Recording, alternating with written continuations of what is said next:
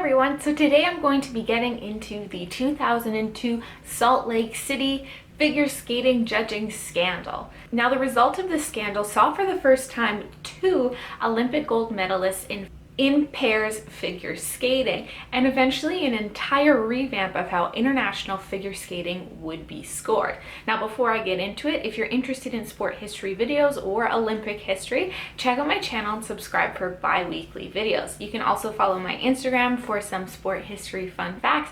I would really appreciate it. Thanks. So let's get started. Now, I'm going to talk a little bit about pre-2002 Olympics and kind of what the relationship was, or how pairs figure skating was really working at this time. Now, heading into these games, Russia/USSR/the United team had won gold in the pairs figure skating from 1964 to 1999. Basically, they were Olympic champions since they were welcomed back into the games, and no one had been able to beat them. Now, heading into the 2002 competition, the Russian pair of Elena and Anton, I will not even be trying to pronounce their last names because my attempt will be in vain, so they're on the screen with you. Now, these guys were looking to secure another gold medal. However, they did have some tough competition this year with Canadian David Pelletier and Jamie Salé. Now, at previous international competitions, Pelletier and Salé had beaten the Russians, and the Russians had beaten them, but they were always kind of within a place or two of one another. Now, the Canadians looked like they'd be the only solid competition against the Russians, so a lot of people were cheering from them, along with the long-standing Russian foe, the United States of America. Now, the competition, the games open, and on February 11th, the pairs competition begins. For those of you who don't know, like I didn't, I just watched people get thrown around in the air and judge their costumes. I literally had no idea how it was scored. So, there are two parts to figure skating judging at this time. There was the short program and the free skate. Now, the short program usually came first, and it's much more of a technical based one where you have certain specific elements to fulfill. Whereas the free skate, you have some elements that you need to show off, but you can be a little bit more artistic, and those elements aren't as specific. So judging each event at this time was judged on a 6-point scale for both technical skill and artistic performance. But you got a score out of 12 from different judges that would kind of total your full score at the event. In the short program, after the Russians skated, the Canadians had a very similar successful skate. However, right at the end pose, the Canadians got tripped up and fell down onto the ice. Although the fall itself didn't occur any deductions or penalties, it didn't help when it came to the overall judging, and the Canadians were given a lower overall score than the Russians, leaving them in second place. Now, in the free skate during the Russian skate, a small but noticeable technical error was made after a jump. You know when you're walking and you trip, but you recover a little bit without kind of falling? It's sort of smooth, but not really. Just imagine that, but on a pair of skates, and that's kind of what happened. Now, the Canadians performed a program which had been very successful for them in the past, and they skated it flawlessly. Now, as they competed, sports broadcasters in Canada and the US praised the Canadian performance, and before the total final score was read out, many of them were claiming that the Canadian pair were the gold medalists in a very tight figure skating competition. Now, the Canadian team would beat the Russians with their technical score in their free skate by like 0.1 on each number. However, they lost out on artistic score. With everything tallied up, the Canadians narrowly missed the top of the podium and earned second place. Now, as those scores were read out, those same sports broadcasters that were praising the Canadian team were also appalled at the fact that the Canadian team didn't actually win. Immediately, there were allegations of cheating or the competition being fixed were being thrown around. It didn't help that the judges from Russia, China, Poland, and Ukraine all voted more in favor for the Russian team, whereas the judges from Canada, the US, German, and Japanese judges all voted Canada a little bit higher. Now, the middleman was France, who scored more with the Soviet powers, so people immediately grew kind of suspicious of this French judge. Now, not long after the event, with suspicion swirling around in the air, the French judge Marie-Claire Legon went back to her hotel, which was shared by most of the officials at the Games. When she returned, Sally Stapleford, the chair of the International Skating Union's Technical Committee, talked to her about her decision. Now, Marie-Claire then broke down in front of witnesses and said that she had been pressured by the head of the French skating organization, Didier Galliet. She believed that she was pressured by him as a part of a kind of scheme to get the French ice dancing pair an advantage in their upcoming competition.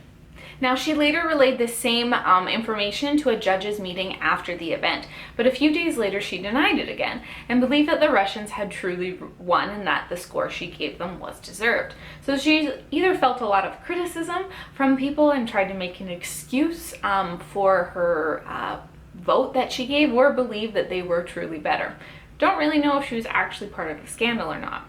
Now, not long after this, the ISU stated they were performing an international investigation into the event, and later the International Olympic Committee urged them to resolve the situation quickly, as there was so much international, as in Western, media coverage on the event. Of course, when this came out, the Canadian pair and all of Canada were fairly outraged, feeling as though they had been cheated, especially with hearing about the scandal with the French judge. The US also jumped on the defense of Canada, saying that it wasn't out of the blue for something like this to happen when the Russians were involved.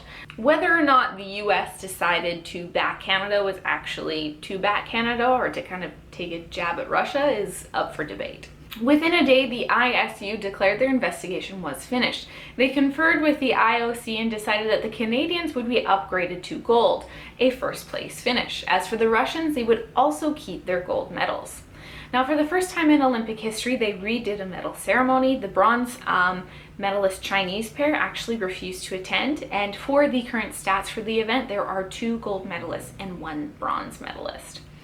Now, they left the Russians in first because there were also judges who believed that they should win regardless of the French judge, so it's not necessarily fair to demote them. Now, after the ceremony, the French judge and the president of the French kind of figure skating union were suspended from judging and being involved with the ISU for 3 years for their conspiracy, which had never specifically been proven or released to the public.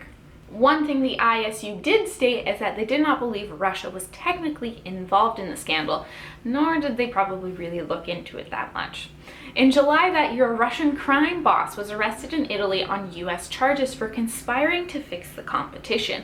He was later released in Italy, and the US could not extradite him to America to face charges, but they still attempted to find him and track him down.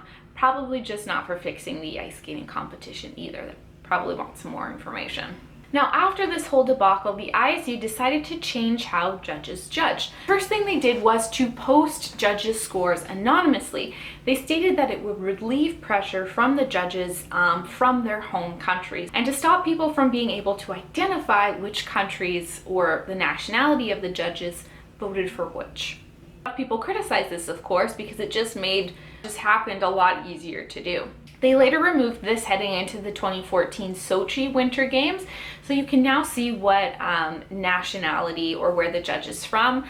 They also created a whole new system for judging, trying to make it more subjective by focusing on more elements, technique, and performance. Now, it was created to avoid favoritism. Also now have more judges than what they use, and they choose scores at random from a group of judges to kind of dissuade from country alliances or to avoid favoritism. So they may have 18 judges, they will only pick 12 scores from the judges and put them together for the final score.